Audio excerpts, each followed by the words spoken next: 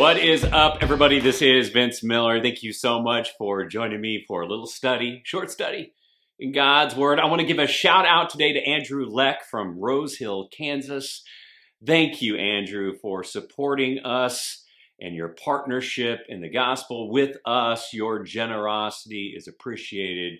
We need men like you at our six. So today, this is for you. Galatians chapter 4, verses 8 through 9. Read, "Formerly, when you did not know God, you were enslaved to those that by nature are not God's. But now that you have come to know God, or rather to be known by God," see what he did there? The knowing, reversed it. "How can you turn back again to the weak and worthless elementary principles of the world whose slaves you want to be once more?" I just love Paul's approach here. I think he believes it's almost incomprehensible that believers would return to their weak and worthless ways. I mean, he just can't understand how they would go back to these old patterns and practices after knowing God and being known by him. It's almost, as he states it, illogical. It's like a slave who is freed and then given sonship and extended riches and then returns to slavery. Preposterous. Now, even though we know this return is idiotic, we all know that it's possible given the right amount of social pressure.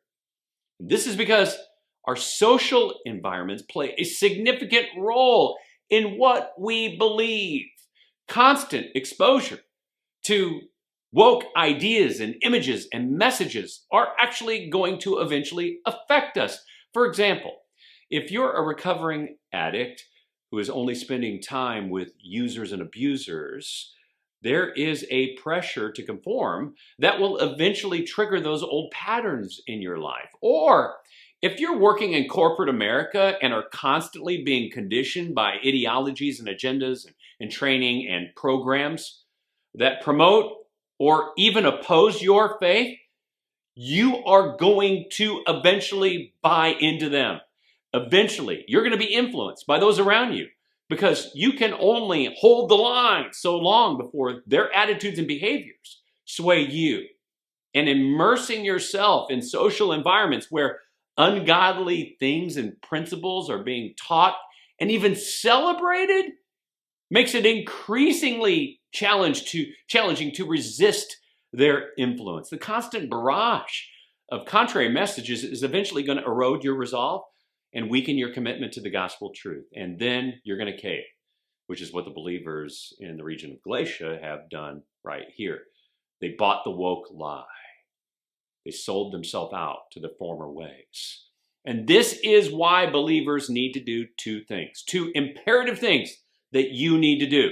First, we need to be in God's Word every day. And we're doing that right here, so good for you. We have to be renewing our minds with the gospel truth on a daily basis, not just once in a while or once a week, every single day. Second, we need to be in the company of other believers because the influence of believers in our lives needs to proportionally outweigh the impact of unbelievers.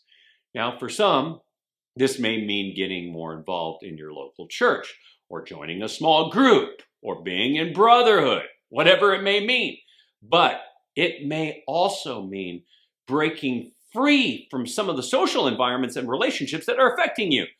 Some of you need to cut these relationships off and remove yourself from those environments. Do you see what I did there? It's both this and that. It's a knowing and being known. It's a joining and removing yourself from relationships. So the challenge today is this. Listen carefully.